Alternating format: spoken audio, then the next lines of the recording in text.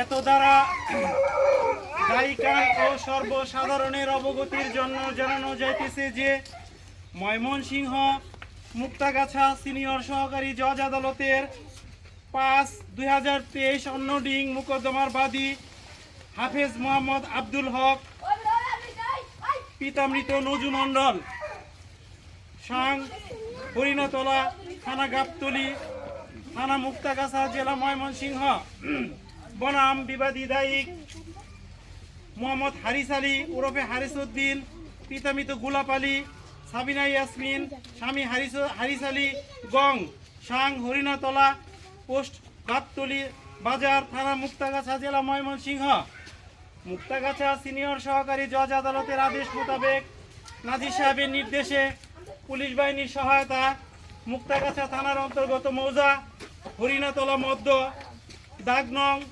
সাবেক 29 হালদাগ 203 শ্রেণী বাড়ি জমির পরিমাণ 30% কাতে 23% ভূমি যাহার চৌহদ্দি উত্তরে বাদীর দক্ষিণে আলাল উদ্দিন ও হারিস আলী পূর্বে হাসান আলী ও পশ্চিমে বাদী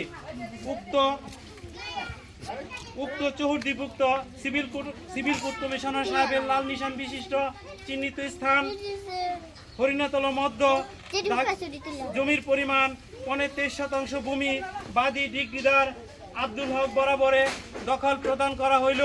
আপনি দখল বুঝে পাইছেন? আলহামদুলিল্লাহ। বলেন দখল বুঝে পাইছেন? দখল বুঝে পাইছি ইনশাআল্লাহ। বাড়ি